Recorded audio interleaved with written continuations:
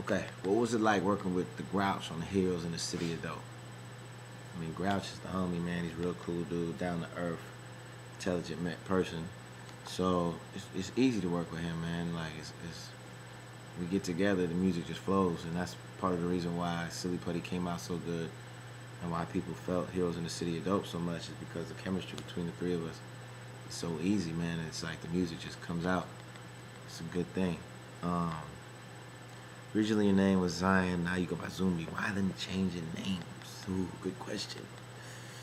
Originally my name was Zion. Actually, originally my name was Zion I, and Amp and I formed the group, and I shortened it to Zion, so the group could be Zion I. But then throughout the years, everybody was always confused because they're like, okay, the name of the group is Zion, you're Zion, he's Amp Live. People always make jokes like, okay, you're Zion, is he I? Like, just confusion. So as we kept going, I was like, I wanted to do my own little mixtapes and whatever, and start branching off and doing other projects. You know what I'm saying? So I decided to change my name to Zumbi. Zumbi is a cat from Brazil who was a freedom fighter in the Quilombos and Pomadas. And basically, during slavery, they had a free community up there in the mountains for like, I think 400 years or something, 300 years.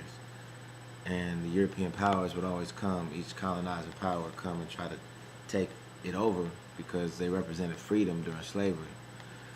But they couldn't really take it over for all this time. And Zumbi was the last leader of the Quilombos before finally the Europeans conquered the Quilombos. So to me, it's like a symbol of resistance and struggle, you know what I'm saying? And the willingness to sacrifice everything for your freedom.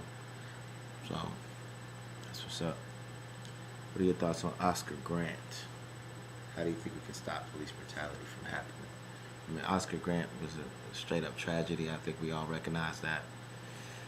It saddened me, man, to see that clip and to watch that dude fire at another man in his back. It's just, you're either out of your mind or you insane, clinically insane, or you just have no compassion for humanity. Period. So it was crazy to see that another person would do that to somebody.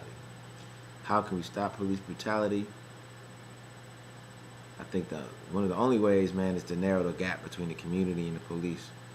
I feel like if we had people from the community policing the community, it would at least create more sensitivity and cultural understanding between the two sides. Right now, you got cats coming in from the suburbs into the hood, and you know what I'm saying, to them it's like sports. You know what I'm saying? Like we get to match ourselves up against these guys. They don't have weapons and we do. So now we're gonna level the playing field. That's what it seems like to me, you know what I'm saying? Whether you're doing good or bad.